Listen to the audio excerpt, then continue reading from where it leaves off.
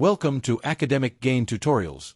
In this video, we will discuss about the Dividend Capital Requirement Calculator for replacing rent payments.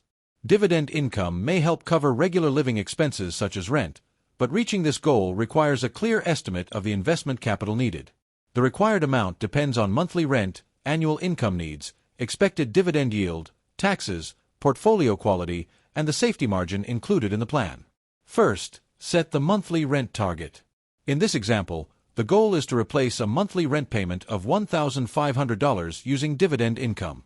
To convert the monthly rent into an annual income target, multiply $1,500 by 12 months. Therefore, the portfolio must generate approximately $18,000 in dividend income each year. Next, estimate the expected after-tax dividend yield. In this example, the average dividend yield before tax is 4%, while the assumed tax rate on dividend income is 15%.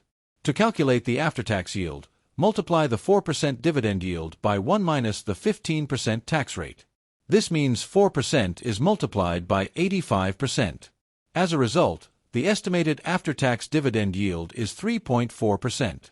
In simple terms, after the assumed taxes, the investor may keep approximately $3.40 in annual dividend income for every $100 invested. After that, confirm the required annual dividend income. Since the annual rent is $18,000, the portfolio must produce approximately $18,000 per year after accounting for dividend taxes. Then, calculate the required investment capital. The formula is required capital equals the annual rent target divided by the expected after-tax dividend yield. Using the example figures, divide $18,000 by 3.4%. The result is approximately $529,412. Therefore, based on these assumptions, an investor may need around $529,412 in investable capital to generate $18,000 per year, or $1,500 per month, in after-tax dividend income. However, dividends are not guaranteed, and actual portfolio income can change. Companies may reduce or suspend dividends, taxes may increase, and the portfolio yield may fall. For this reason, adding a safety margin can provide additional protection. In this example, a 15% safety margin is added to the original capital requirement. To calculate the adjusted amount, multiply $529,412 by 1.15. The result is approximately $608,824. Therefore, targeting around $608,824 may provide greater financial security and flexibility. Next, consider how different after-tax yields affect the required capital. At a 2.5% after-tax yield, approximately $720,000 would be required without a safety margin. With a 15% margin, the target increases to approximately $828,000. Similarly, at a 3% after-tax yield, the required capital is approximately $600,000. After adding the 15% margin, the amount becomes approximately $690,000. At the example yield of 3.4%, the required capital is approximately $529,412 without the margin and approximately $608,824 with the margin.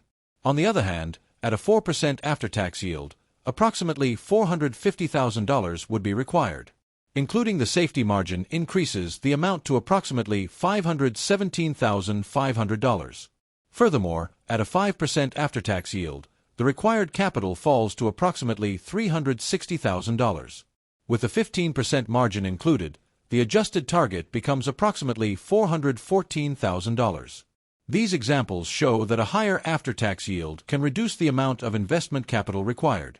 However, investors should not select investments only because they offer a high dividend yield. An unusually high yield may indicate financial weakness, a falling share price, or the possibility of a future dividend reduction.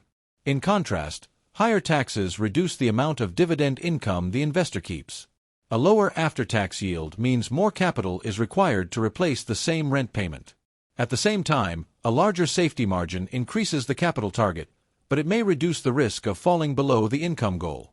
The additional capital can help absorb changes in dividend payments, tax rates, investment fees, or portfolio performance. Another important factor is rent inflation. Rent may increase over time, which means the required annual dividend income may also need to grow. For example, if monthly rent rises from $1,500 to $1,700, the original dividend income target may no longer be sufficient. Therefore, the plan should be reviewed regularly and adjusted for changes in rent, inflation, taxes, and personal living expenses. Dividend growth investments may help income increase over time, although future dividend growth is never guaranteed. Company quality and dividend stability also matter. Investors should examine business profitability, cash flow, debt, payout ratios, dividend history, and sector exposure. A diversified portfolio of financially stable companies or dividend-focused funds may provide more reliable income than a portfolio concentrated in only a few high-yield investments. In addition, reinvesting dividends during the portfolio building stage may help the investor reach the capital target faster. Reinvested dividends purchase additional shares, and those additional shares may produce more future dividends.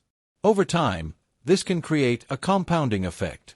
However, dividend payments may not arrive evenly every month. Some companies pay quarterly, semi-annually, or annually. Therefore, even when the portfolio generates $18,000 per year, the investor may need a separate cash reserve to manage monthly rent payments consistently. It is also important to review the portfolio yield regularly. If the after-tax yield falls below 3.4%, more capital may be needed to maintain the same income target. If the yield increases sustainably, the capital requirement may decrease. The key takeaway is that replacing $1,500 per month in rent requires approximately $18,000 in annual dividend income. At a 3.4% after-tax yield, the estimated capital requirement is around $529,412. After adding a 15% safety margin, the target increases to approximately $608,824. Remember that this calculation is only an estimate. Actual dividend income, taxes, rent, fees, inflation, and market results will vary. Dividend payments and investment returns are not guaranteed. This information is provided for educational purposes only and should not be considered financial, investment, tax, or legal advice. Consider consulting a qualified professional before making important financial decisions. If this short video was helpful, give it a thumbs up and subscribe to the channel. Thank you.